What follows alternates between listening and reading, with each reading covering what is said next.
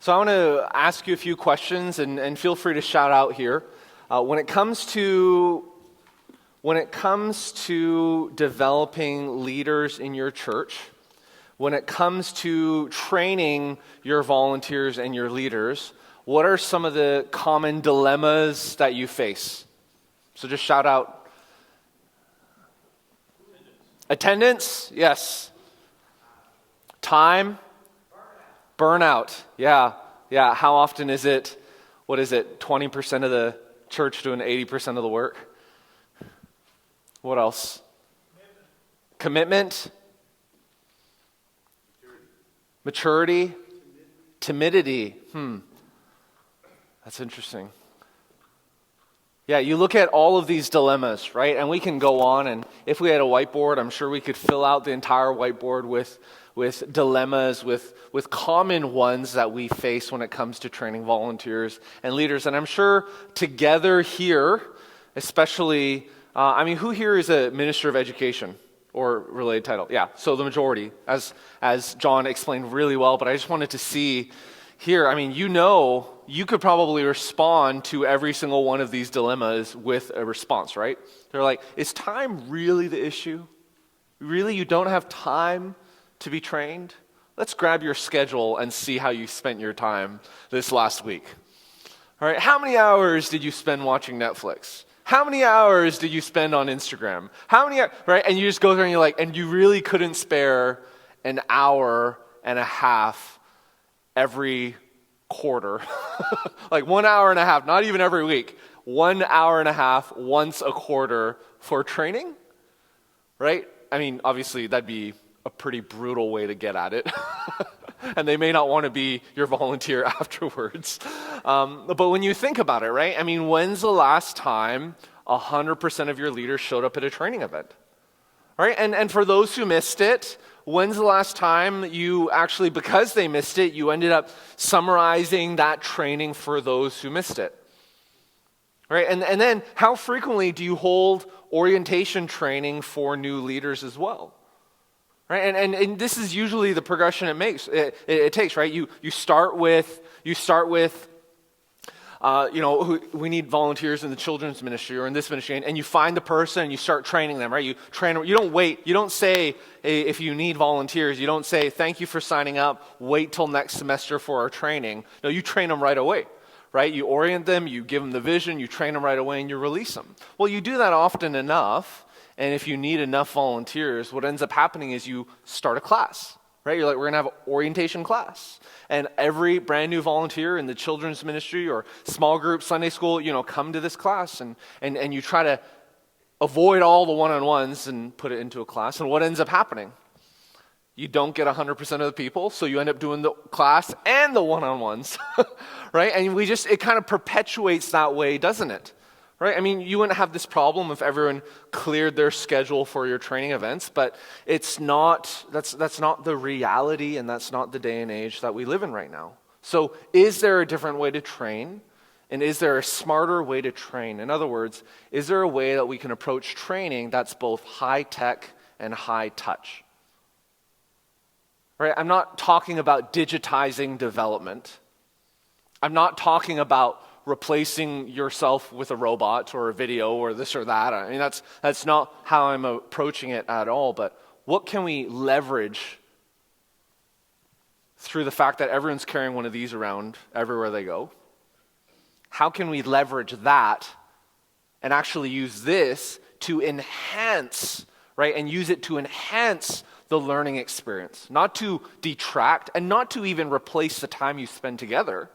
But how do you use it to enhance and develop a greater commitment and better leaders? Not ill-prepared leaders because they didn't hear you talk and they watched a video instead. No, actually better leaders that's both in a high-tech and a high-touch manner. In other words, how do we take advantage of the benefits of technology for leadership development without dehumanizing it?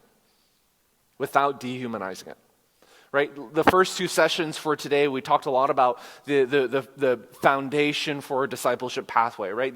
The idea that if you want to create a playbook for discipleship in your church, right, we need to rethink about the way that and relook at the way that we view maturity, right? A different metric for maturity. And then we looked at the idea of this transparency, this influences matrix. Well, we get the fact that we need a different metric for maturity, but where are we today? And how can we discover where we are today so that we know how to shift things toward more of an input and output goal toward maturity? But as you all know, discipleship and leadership, a lot of times they're brought into the same conversation. And there's some people who believe that discipleship and leadership are two sides of the same coin. And I've heard others who have said that leadership is advanced discipleship. And honestly, I get why they would say such things, but I actually believe that there's a greater danger in lumping them together than there is benefits. And that's what I'm going to be talking about tomorrow. Tomorrow I'm going to be talking about the link between leadership and discipleship, and how every church actually needs, it's not one path, every church actually needs a discipleship pathway and a leadership pipeline. They intersect, kind of like DNA, they intersect at a lot of points. They can seem the same, but they're actually two distinct paths, and I'll explain more of that tomorrow. All right, so that's what we're going to be talking about tomorrow. What I want to talk to you about today, right now in our last session, is the dilemmas that we face around leadership, right? Because think about it, right? Every one of your leaders you would want discipled, right? It's not a separate thing. They're separate paths to develop them, but it's not like, oh, you're a leader, I don't care about you being discipled. I don't care that you've never read the Bible, or I don't care that you don't know what I don't care that you have ongoing sin in your, no, of course not. Of course not. Right? We would want all of our leaders to be growing and to be discipled and to be discipling others as well as serving. But when it comes to those that are leading and those that are serving, right, these individuals are probably the most committed in our church, that are giving the most. They're not just attending once a month. I mean, they are serving, they are volunteering, they are leading, they're giving not only of their time to serve, but they're also probably attending, and they are giving a lot. Right? They're giving a lot. And for you as a leader, yes, it's important for you to give them development, but what would it look like for them to not dislike the development or avoid the development that you're trying to give them, but to actually look forward to it? And I mean, think about this. What would it look like actually for the church to be the place where the greatest leaders in the marketplace are developed? I mean, there's this thing going around in the secular marketplace called servant leadership, where you can serve those you are caring for, you can love them, you can actually treat them like human beings, your reports, and care for them and engage them and develop them. And there's this entire new idea going around about leadership, and you're like, wait a second, is that really new or is that ancient? Isn't that what Jesus talked about? Didn't Jesus completely model that? Yet it's new in the marketplace. And lo and behold, people respond really well when they are loved. People respond really well when they are served and when they are appreciated and when they are cared for, and they are asked to do things not because I told you so, but Simon Sinek, start with why. What do you think? I mean, where do you think he got that from? I mean, he didn't get it from Jesus, but I mean, it's Jesus' idea. You know what I'm talking about? So think about that. I mean, what would it look like if the church was actually the place where the greatest leaders in the marketplace were developed? Well, I believe that can happen. I sincerely do. The problem is, and the reason why we don't, is there's a survey that we had done, that Lifeway Research did for our department, Lifeway Leadership, where they surveyed 1,000 church leaders, and what they discovered was that 3/4 of church leaders said, yes, leadership development is important, but less than a quarter had a plan in place to do something about it. Why? Because it's not Sunday school, Why? Because it's not a Bible study. Why? Because it's not a group. It's not a preaching. I mean, imagine if the lead pastor of your church came up on Sunday and said, hey guys, I've had a really tough week. I just didn't get around to preparing a message. But we're going to show a video of last week's message or last year's message that you probably don't even remember. So, and then I'll try to come back next week with a fresh word. I mean, imagine if that happened, right?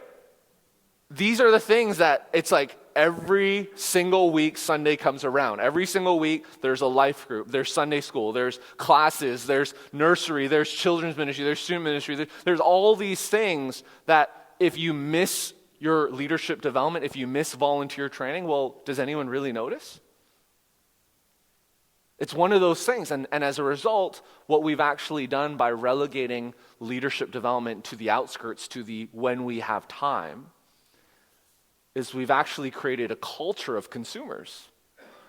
We've actually created a culture of individuals you ask them for something, they're like, whoa, Pastor, I mean, you're asking me, you know how many times I'm at church? I don't have enough time for this. Why? Because it's such a consumeristic model where it's like, just come when you think.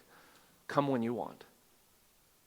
And when it comes to leadership, well, we have set the bar so low because we want more leaders in our non-committal, low-committal culture. We keep on lowering the bar. Well, no wonder our groups and our Sunday school classes have varying experiences of success.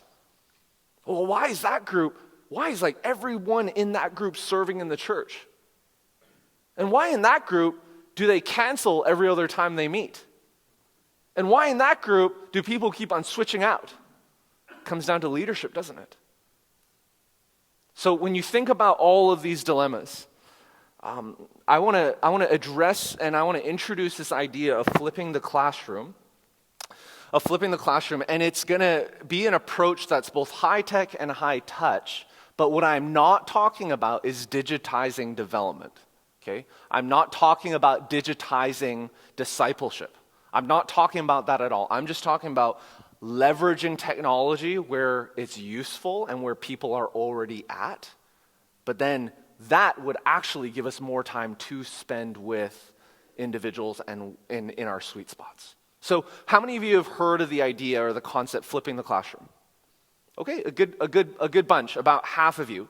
It's a real hot topic in the educational world. I mean, how many of you have heard of Khan Academy? Or have kids that use Khan Academy? Yeah, it's a great platform. Even lynda.com. I mean, you have just so many platforms right now that are leveraging online education. But let me give you a quick story of how it actually started, right? There was this, YouTube was around, started in about 2006, and in around 2008, there were these two teachers who always had to teach the kids who missed the class, after school, come and I'll catch you up and this or that.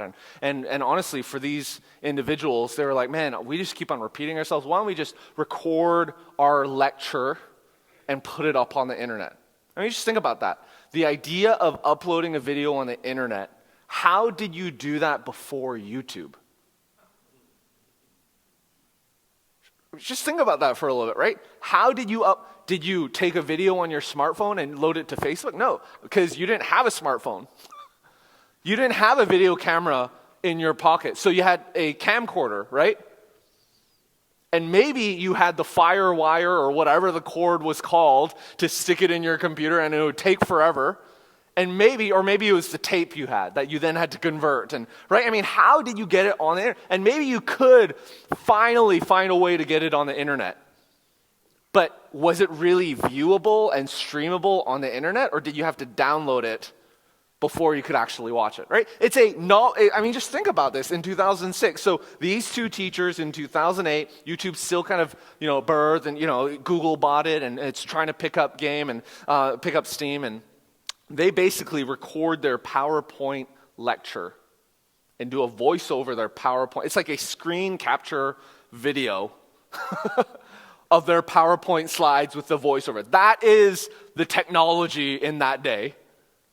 and they uploaded it to YouTube. Well, the kids who missed the class, they started watching it, and then other kids around the country started watching it who weren't in that class, and other kids in the school and around the country, and it just kept on growing, where they were like, wait a second, what if every kid watched the lesson at home and then we did the homework in class? What if we flipped it? Right? That's the origin of the flipped classroom as we know today. And the fascinating thing about that is, think back to math, right? I mean, if I had a whiteboard, I'd write a math equation, right? It would be like x equals y brackets 1 plus 5 divided by 3, okay? And I'd be like, okay, y equals 4. Okay, now solve for x. Right? I mean, just think about it. I mean, I know some of you are probably having flashbacks right now. You're like, X, I hate X. And, it's like, I don't know how to, and what if I didn't give you what Y was, right? How do you solve for X when you don't know what Y is? Well, what would you do? In a typical classroom, everyone would write down what the teacher's writing down, right? And after they write it down, they then solve it. And then the teacher would say, hey, who's going to, Jerry, you come up, and, Beth, you come and solve it for us. And, you solve it, and is it right, is it wrong? And you just kind of go, isn't that typically how math was, right? It was just sitting through. Now, imagine you didn't get it. Imagine you missed the last week where you were good with x equals 5 plus 2 divided by 4. Like, you were good with that, right? You were good with that. But the whole idea of a y being in there along with the x, like, you completely missed that class. So you were there, they're like, okay, solve, and you're like, what is it? So you put your hand up, and then you ask the question, and the teacher says, and tries to explain, and everyone's kind of like, this is what we did last week. Didn't you do your homework? And you just kind of get made fun of, and then would that kid really ask another question during that class? No way. No way. So what would he do if he didn't get it? What would she do? I mean, maybe copy a friend's homework, copy a friend's homework. I mean, for me, growing up, my parents both were working so many hours that they didn't have time to help me. And my 3 older sisters didn't want to help their, bratty little brother either. So what did I do when I didn't get homework? Copied my friend's homework, right? Or my parents found me a tutor if I got a bad report card, because it's hard to cheat on, you can cheat on tests, but it's hard to do it really well. You know what I'm talking about? I mean, it's like you can only go so far before the teacher catches on, and so bad report card. Okay, mom and dad they gave me a tutor, and you just kind of work from there, right? Isn't that what happened? Now think about today, the context that we are living, where more and more teenagers and children and kids are growing up in one-parent families, and if they are growing up in two-parent families. There's this concept called the gig economy, where everyone has a side hustle, right? I mean, that's the topic of the book that I just finished up that's going to be coming out next week. What are the implications of that for life, for our churches, right? I mean, think about it. I mean, there's like more, there's close to 40% of working Americans are in the gig economy. And you just think about that for a little bit. Okay, half of all America has Amazon Prime. Okay, just think about that. Half of all America has Amazon Prime.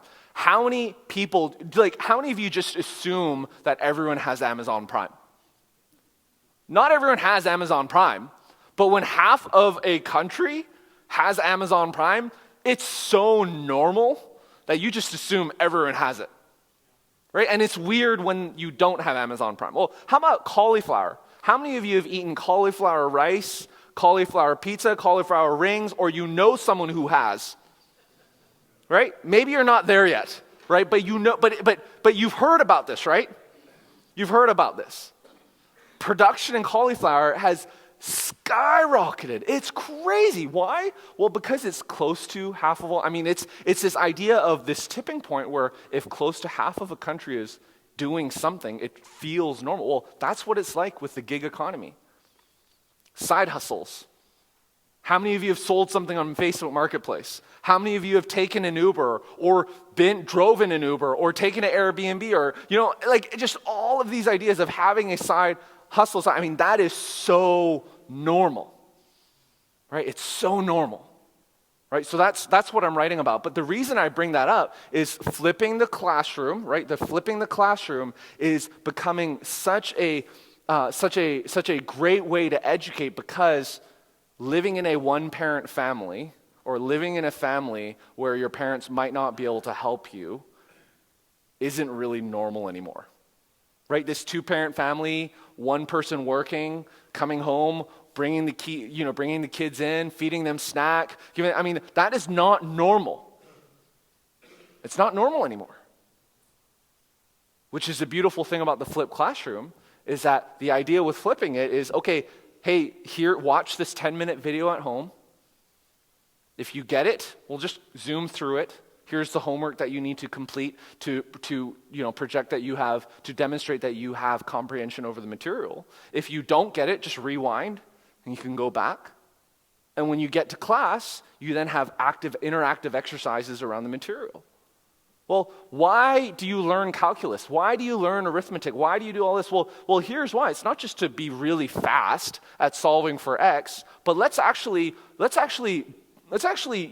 here's an architectural building, right? Here's the calculations on the triangles required in these, you're doing, around this building. And imagine what would happen, like what kind of math you need to build a building and to draw the plans. And actually bringing abstract math into real life lessons, and then building, okay, let's do all this, and let's now translate these calculations into actually building a model. And you do that during class. Imagine how much more engaged all the kids would be when they get why they need to learn the lesson.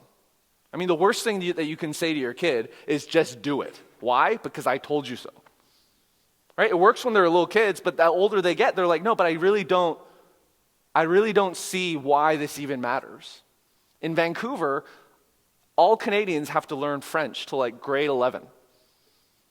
Now, in Vancouver, no one speaks French. Even though in Canada it's an official language, you don't see any French signs or anything. It's like Quebec is so far away.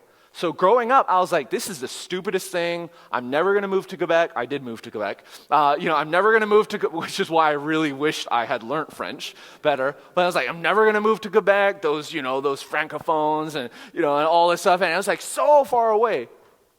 Man, if all the signs in BC were French and I knew other people who were French, if I liked a girl who spoke French, well, guess what? I would be fluent in French, right? Because I see the need. Well, when it comes to flipping the classroom, when you have these interactive experiences in classrooms and kids are working on projects together, they see the application of the lesson in real life. And this is why alternative forms of education are so popular right now. Right? Because it's not just sitting in a class and solving problems. When you do that, this is what happens, right? This is what happens. You actually get the smartest students mentoring and teaching the lesson to students who don't get it. Why? Because sometimes the troublemakers are the ones who are the smartest, and they're actually just bored. So and the teacher comes aside and is like, can you help me? Can you help me help this? And what's one of the best ways to learn? It's by teaching. Right? And then the kids who really don't get it, then the teacher can give and spend a lot of individual time. Right? You see what I'm talking about? Is this picture of a flipped classroom within a high school or a middle school setting, is this forming in your mind? Can you see how it would work? Okay, the reason I wanted to share all of this, right, is because I want to ask you to think about ways to flip the classroom when it comes to leadership development in your church.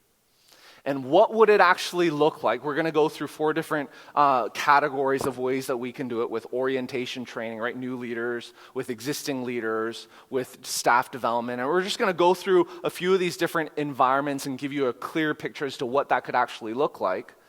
And that's going to look different for all of us here. But I want you to begin thinking, how can that experience that I just painted around math and architecture, what does that look like within a setting where people don't have to come for credit, right? They're not getting a report card afterward. They're coming as volunteers. But how do you create that environment where they're highly engaged and there's a high level of energy? Well, here's the difference between the traditional classroom and the flipped classroom. Right? The traditional classroom, the teacher is the sage on the stage, right? In the flipped classroom, the teacher is the guide on the side. You see that big difference in how time is spent. In the traditional classroom, the teacher has to standardize the lesson to one area. And it comes to, let's say you're training all your group leaders, right? And you want to teach them how to deal with over-talkers. Well, I mean, think about that. That whole concept around over-talking, that's not beginner material. Right? You don't sign up someone to lead a small group and right away you say, okay, thanks for leading a small group. Here are the questions. This is how you do it. But let me tell you how to deal with over-talkers. You don't do that, right? That's what you teach. That's like advanced leadership. You know, it's like lead for a year, experience the over-talker, experience the pain of this one person dominating the entire conversation, and then you will want to know how to deal with the over-talkers. So you can't just And then neither can you say, okay, but that is so important. I'd rather give them that teaching beforehand. Well, if you try to give someone all the teaching that they will ever encounter before they start leading, the leadership development, you're going to be training them for weeks.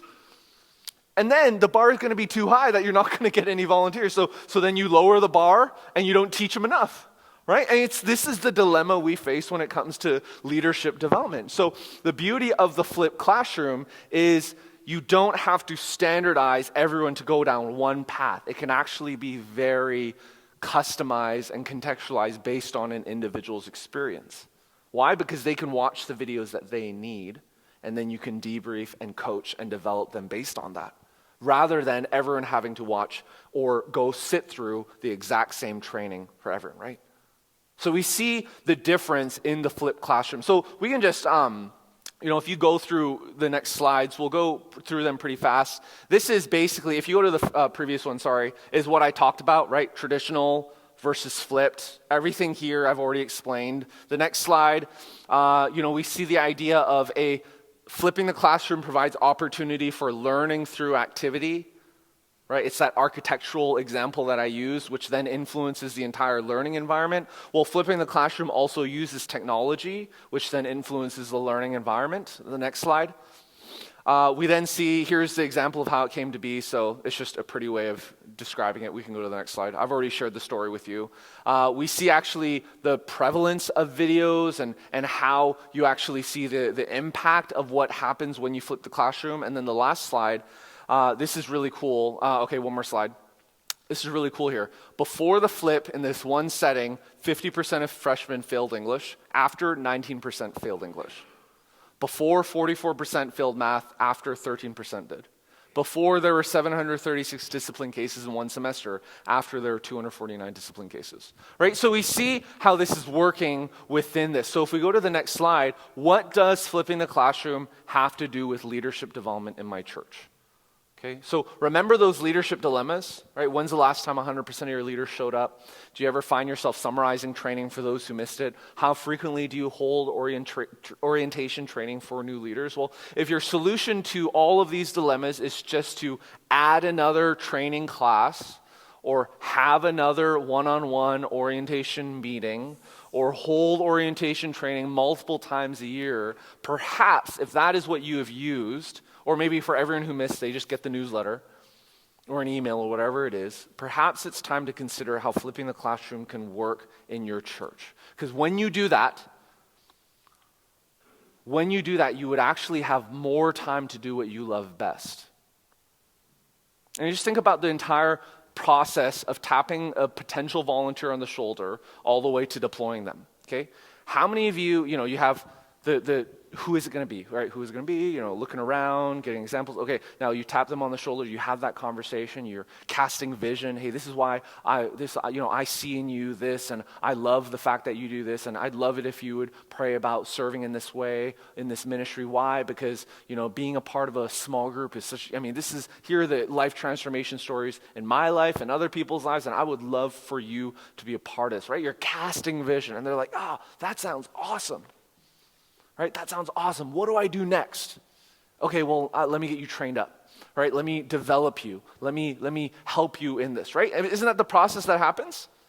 Well, how many of you love the recruitment, love the vision casting, love that aspect of it? Right? How many of you love that aspect more and could do that all day? Okay, no one. No one likes recruiting here. Right? What I've found as I've communicated and talked with others, that is what the majority of the people love doing, and they can do that all the time. Because you're seeing the fruit, you're seeing the engagement, you're having the conversation. What people don't like often doing is then the basic training that comes after. Why? Because it's the same thing over and over and over. It's basic skills training that you need to do.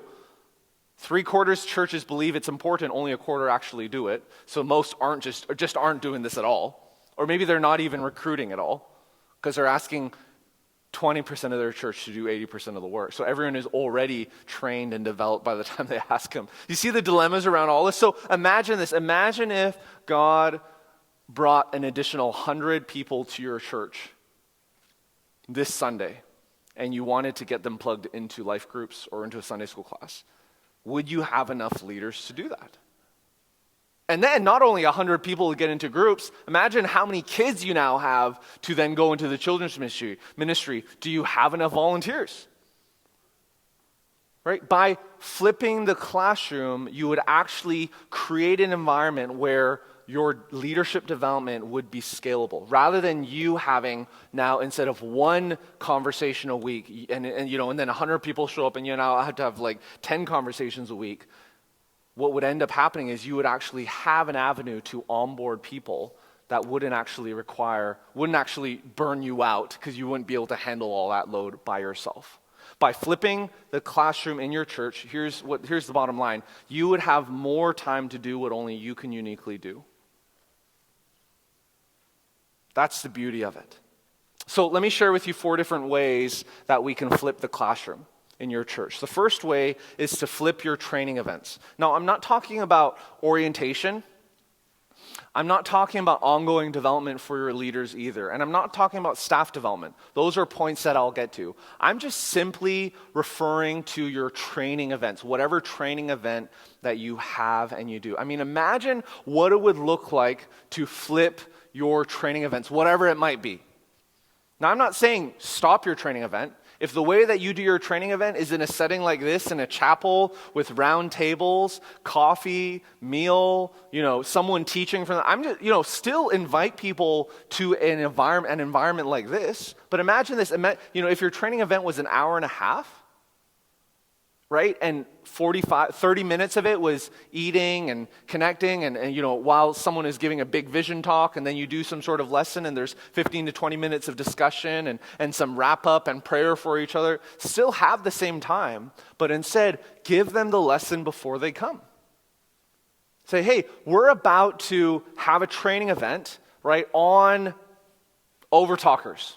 And here's a great video that addresses in 5 minutes how to deal with overtalkers. Well, here's the thing about video, right? Communicating in front of people in a live environment like this is very different than communicating on video. Right? David Apple, right there. I mean, he's communicated on Ministry Grid, Sunday School Leader Development, right? Recently, we just relaunched all that. And if he were here standing right now, he could give a 30-minute talk on anything related to Sunday School training, development, leadership development. He could do that really well. But on a video, it would be 5 minutes instead of 30 minutes. It would be 5 minutes. Why? Because in a live event, training time like this, you need to share story, you need to have interaction, you need to be a little bit more lively and illustrate the points and all that. When it comes to video, no one's got time for that. Right? And who watches stuff on one speed anyway? Right? It's like 1.5 or 1.75 or 2, podcast, everything, right? So, I mean, part of that is you would watch David Apple go like this, and your video would be done in 5 minutes. Well, the beauty of that is they got the lesson. Whether they came to the training environment or not, they got the lesson that you wanted them to have. Now, the question that I get is this. It's like, okay, if you do that, are they just not going to come at all? What if they don't come? Well, in reality, what ends up happening is people will want to come even more because they know that when they come together, it's not a talking head. Gather together. Hey guys, hey, in the email, right? Inviting everyone. Hey, here's the video. Here's on over talking. We're going to be addressing it. You need to watch this before we come. But before you come, after you watch this, we want you to fill out this one reflection sheet on. Be prepared to tell a story on how you dealt with an overtalker in your group, right? Comprehension. That's the key thing. This is not just about video and then coming together. You need to have some comprehension exercise, not what was David's third point in video 4. Some sort of, so you have to watch it or you're not going to get it, right? It's not that. It's just more of a comprehension, because if someone already knows how to deal with overtalkers really well, perhaps they don't need to even watch the video, right? It's not about putting your time in. It's about competency. So when you think about it like that, have some sort of comprehension exercise to demonstrate that they actually know what they're talking about, and then come together. Well, when you come together, if you want to do food first, have food. Instead of a 30-minute lesson, have a 5-minute recap. Have a 5-minute recap of the 5-minute video. And then share your story of how you dealt with a recent overtalker. What is that, 10 minutes instead of 30 minutes? And then go into exercise where it's, okay, here are case studies. Every single table has a case study that then shows you it's over-talking case studies. And now go, solve it as a group and have different nuances to each of the case study. And after everyone solves it and discusses it as a group, you're not saying, okay, here are the 4 points around dealing with overtalkers. You're saying, this is what the situation is, now solve it. And then maybe you have groups come up and address how they did it. Or maybe you actually do a role play where it's a real live overtalker and you ask one of your leaders to come up and solve it in real person. And then you do feedback around that. There's so many different ways that you can, have interactive learning experiences. And when you do that, you then have actually time together to pray, time together to envision, time together to develop. And when you do that and finish the evening, people will want to come to the next training time. Why? Because they didn't just sit back, drink cheap coffee, right? And hear someone talk. And they're like, man, I could have watched, I could have done. They would actually have left with real live principles that you don't even need to ask them to remember. They will remember how to deal with overtalkers, because from an education standpoint, you've primed them, you have given them the lesson at the beginning. They have the video to return to if need be, but then you've processed it again, you've vision casted them, you've given them stories. We're so narrative driven by narrative. They have stories to remember. They then go through all this. And then they're developed and they're trained, right? That's one of the ways that you can flip your training events. Another way that you can flip is by flipping your new leaders orientation training. Now this is it's imagine this, right? We had this example of I see in you, I tap you on your shoulder here. Thank you for being open to and willing to serve, and thank you for being a group leader. Okay, before you start, I'm going to be assigning you training that you can watch at home before you come next week. Okay, it's 3 videos, maybe a PDF, this and that, and they watch that. You can see that they're going through that, and that's an important part, that you want to know that they've actually done it, which is why YouTube as a means of delivering training is difficult, because you have no idea whether they've watched it or not.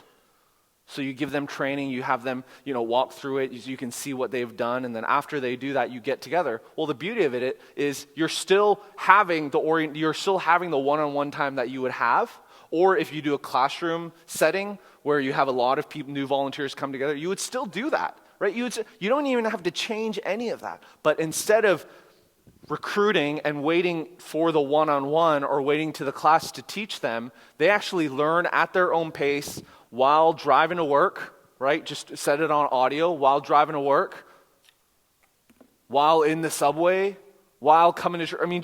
Just learning on the go, because that's what we all do anyway.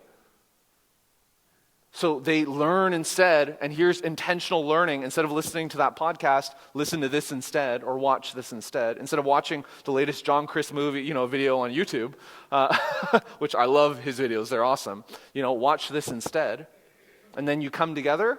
Well, if it's a one-on-one environment, well, guess what? You now have so much more time to get to know them, to pray for them, to develop that relationship and help them feel appreciated and loved.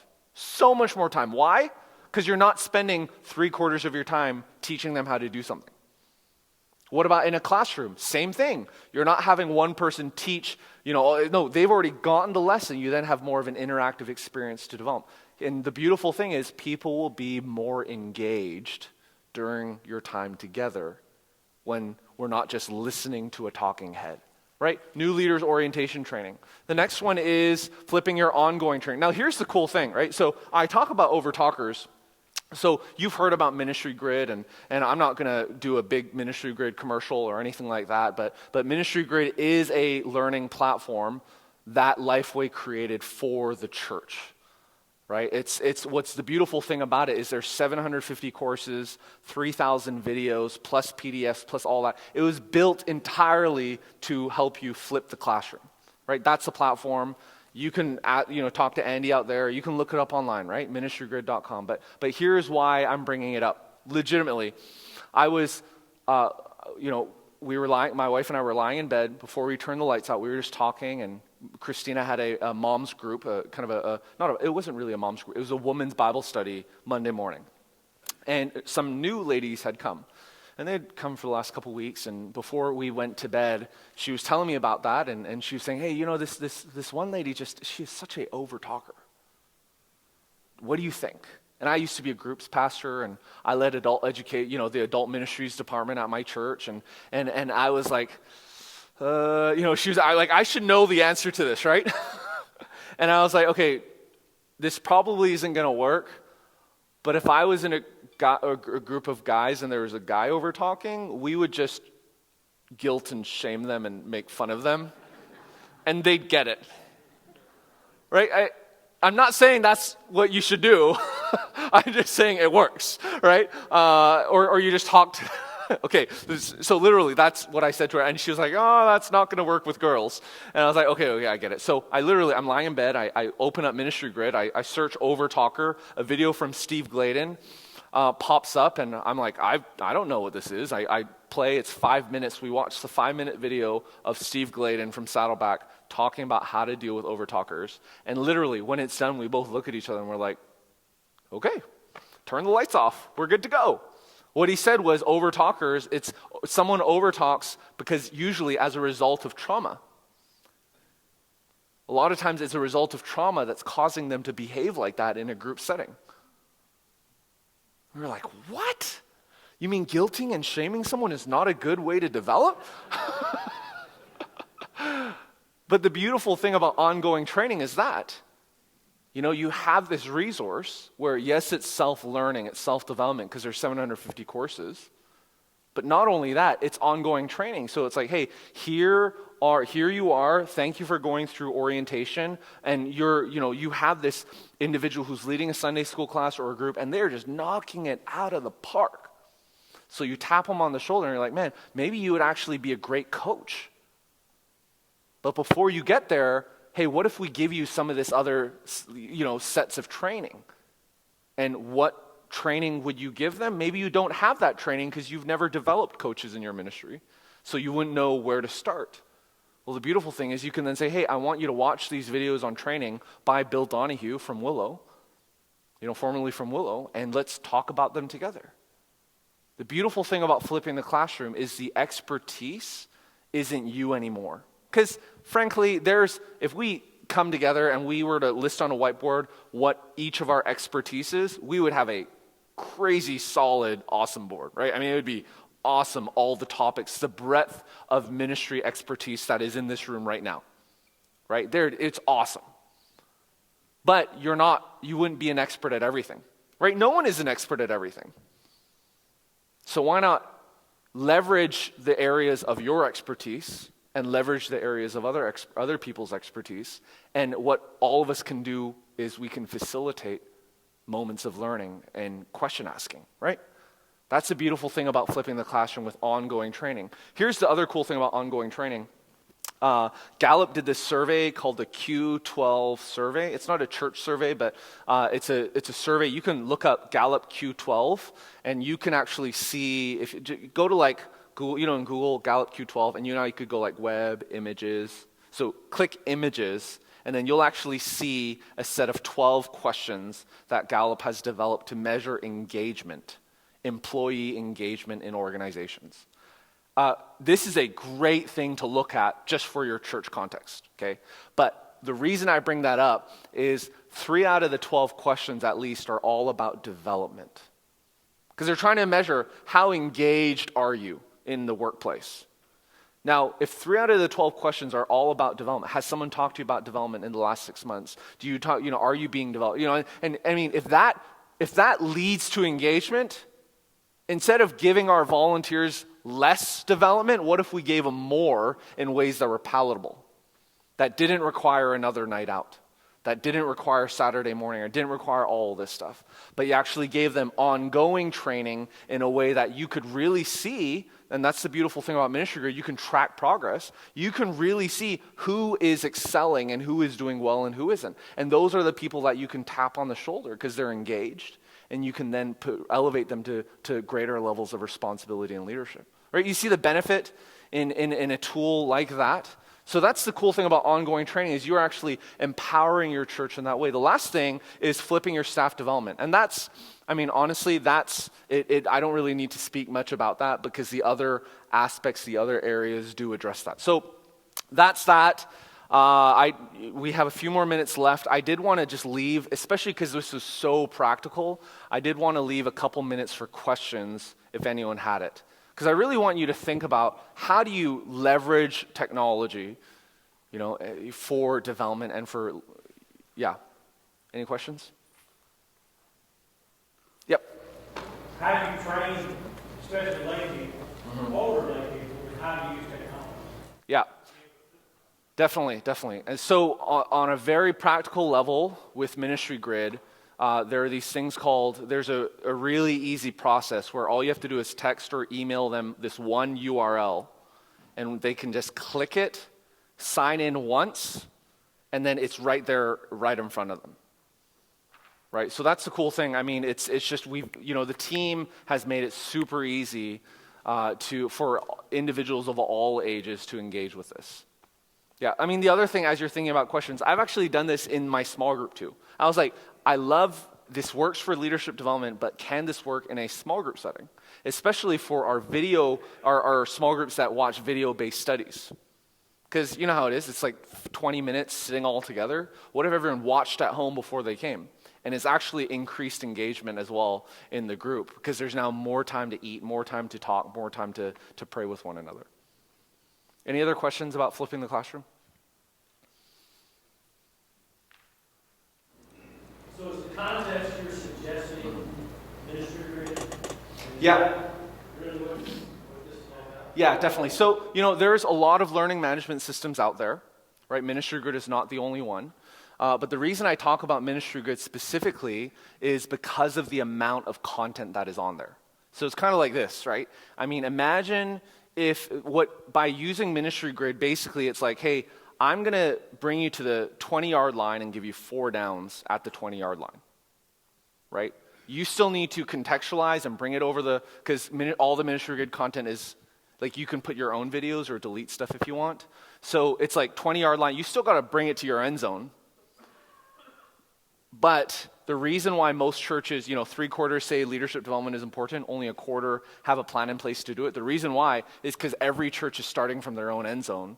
And they're like, we got to bring this ball all across the field. We got to do leadership development. I need to create material. Well, I don't know how to teach Sunday school. I know how to teach Sunday school, but I don't know how to teach other people to teach Sunday school. Or I don't, right? And that's one of the biggest barriers, because it's just, I don't know how to create content. So then you give them a book to read. Well, so many people never read a book after college. Sadly, it's really sad to hear, right? But everyone's on YouTube. Everyone's on Netflix. Everyone has video. So the beautiful thing is partnering that with the in-person. So that's why I bring that up, because the breadth of content. Yep. Have you noticed an effectiveness on the video itself? Because in this day and age, it's real easy to zone out of a commercial in 30 seconds, much less a 5-minute video. Yeah. That has to do with a Sunday school lesson 6 days. Yes. How have you noticed an effectiveness, or it's Yeah, it's all based on your need and your awareness of whether or not you need it, right? So the point in all this, and this is why I use the calculus example, the point isn't getting through and passing the course. The point isn't finishing the video. The point is, are they equipped to lead? So if someone is already equipped to lead and they get it, why are we forcing them to watch or do something? If you know that if they feel equipped to lead and you see that that's been demonstrated. The beauty is, those who don't feel equipped to lead, you are now putting a resource in their hands that is going to help them be equipped to do so. But it all comes down to that need, right? If I gave you tickets to the Super Bowl, even if you didn't like either team, but if I gave you tickets plus airfare plus hotel, right, plus $1,000 Visa gift card to spend on food and everything, even if you don't care, I don't care about football, right? It's like, I don't think I've ever watched a full football game from beginning to end because I grew up with hockey, right? I know all of you are probably like, why is Daniel here, right? Especially in Alabama. Hey, with my neighbors, this is how much, one of my neighbors, I have a bunch of Vols friends and these two Alabama, and literally I'm like, hey, do they ever play together? And they're like, yeah. And I'm like, oh, you know what would be awesome? If we watched it together in our cul-de-sac. And they both looked at me and they were like, you're not from around here, are you?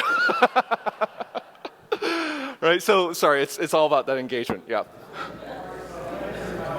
Yeah.